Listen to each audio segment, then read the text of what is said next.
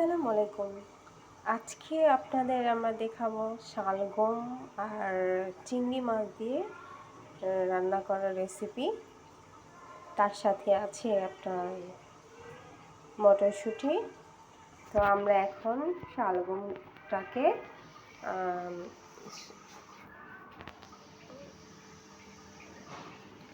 গরম পানি করা হয়েছে, তো সেখানে হলো আমি হালকা করে সেদ্ধ করে নিয়ে নিব শালগমটাকে। তাই শালগমটাকে সেদ্ধ করার জন্য আমি চুলাতে বসিয়ে দিলাম।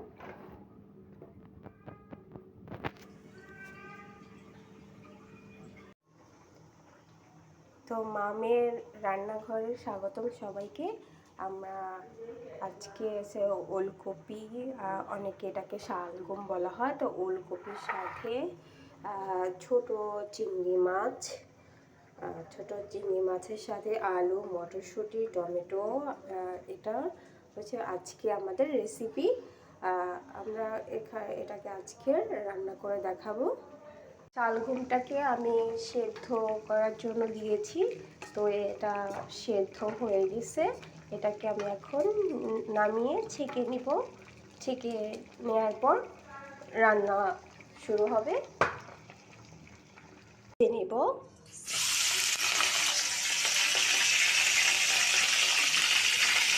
চিংড়ি মাছটাকে ভেজে দিচ্ছি। আর আপনারা চাইলে ভেজে নিতেও পারেন, নাও নিতে পারেন। আপনারা চাইলে এটাকে একসাথে মশলা দিয়ে কষিয়ে রান্না করতে পারেন। তো আমি চাচ্ছি যে এটা একটু গ্রান বের হোক, তার জন্য আমি চিংড়িটাকে ভেজে নিচ্ছি। তো চিংড়ি মাছটা সুন্দর একটা কালার এসেছে।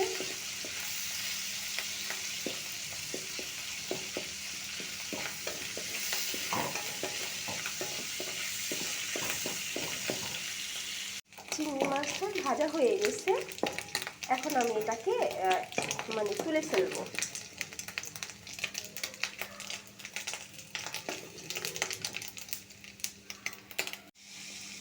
তো পেঁয়াজটা আমার দেওয়া হয়ে গেছে। তো পেঁয়াজটাকে এখন আমি হালকা বাদামি বাদামি রং ধরার জন্য এটাকে আরেকটু আমাকে রান্না করতে হবে।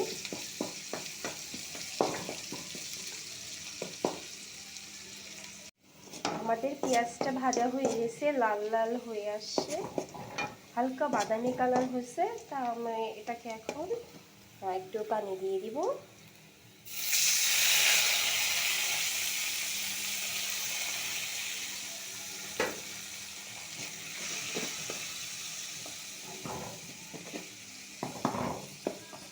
তারপর আমি একটু একটু করে মশলা দিয়ে দিচ্ছি।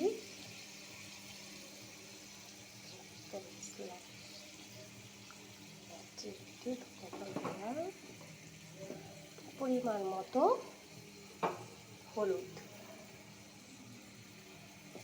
দিয়ে নেড়ে দিচ্ছি।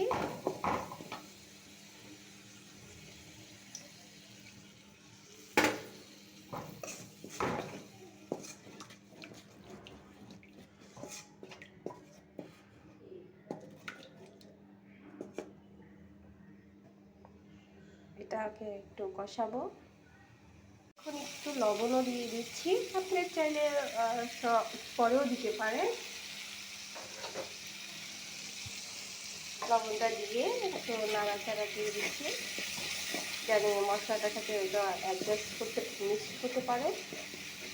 তো আমার মশলাটা একটু কষানো হয়ে গেছে, রান্না করা হয়ে গেছে।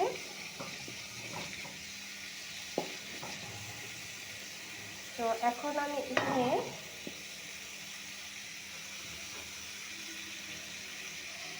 প্রথমত আলু,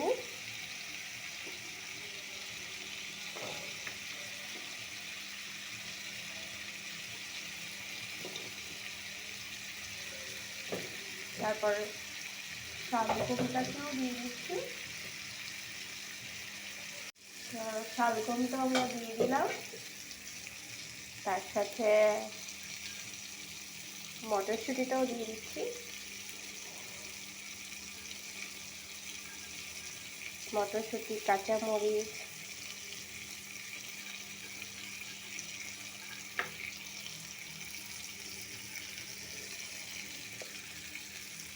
এটাকে আমরা নেড়ে দিব। তাহলে আমি এটাকে মানে হালকা একটু মাখা মাখা হওয়াতে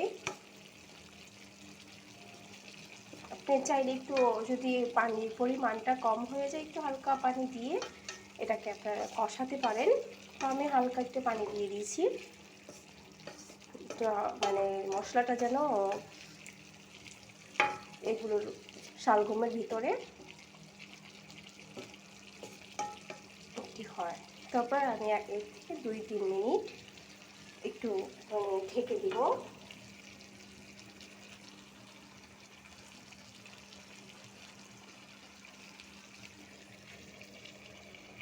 এখন একটু নেড়ে দিব।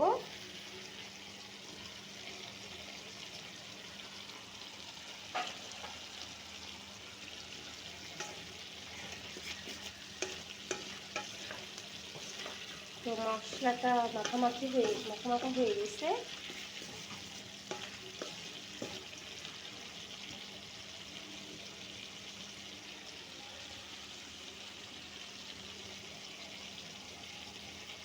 তো আমরা এখন এটাকে পরিমাণ মতো পানি দিয়ে দিব।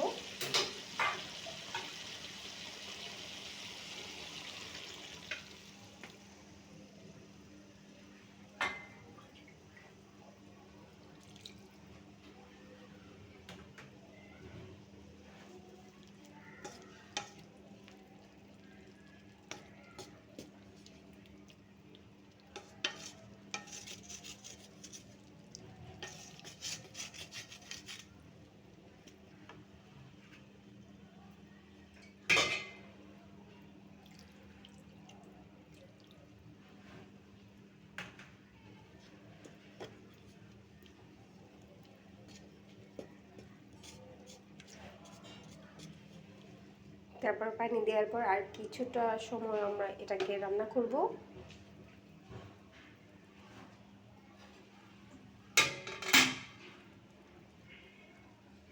তো আমি এটাকে কিছু টমেটো দিয়ে দিচ্ছি।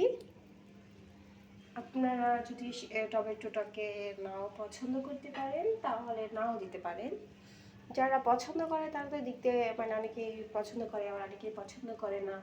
তো আমি এটাকে পছন্দ করে দেখি তাই আমি এটা দিয়ে দিচ্ছি। তো আপনারা চাইলে দিতে পারেন, আবার নাও দিতে পারেন।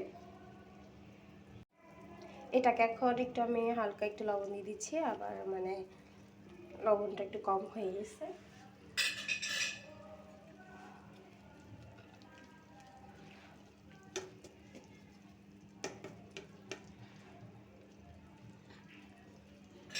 তারপর এটাকে আমি আবার ঢেকে দিব।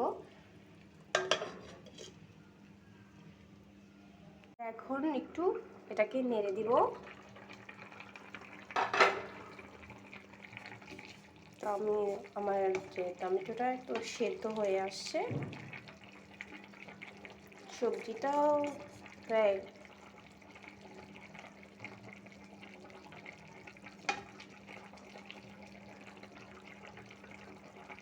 প্রায় হয়ে গেছে। তো আমি একটু ঢাকনাটা তুলে নিয়ে একটু নিয়ে, তো এখন আমার টমেটো তারপর সবজি এগুলো সব সেদ্ধ হয়ে গেছে। এখন আমি চিংড়ি মাছটা উপরে ছেড়ে দিব। আপনি যদি চান তাহলে আপনার রুচি মতো আপনারা ওই রান্নার যখন পানিটা দিয়ে দিয়েছেন তখনও আপনারা চিংড়ি মাছটাকে দিয়ে দিতে পারেন। তো আমি রান্নার শেষে দিলাম।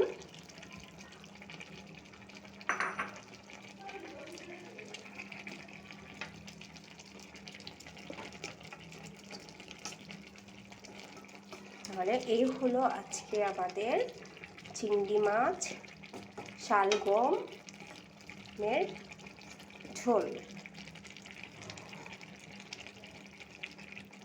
চিংড়ি মাছ ও শালগমের ঝোল রান্না হয়ে গেছে।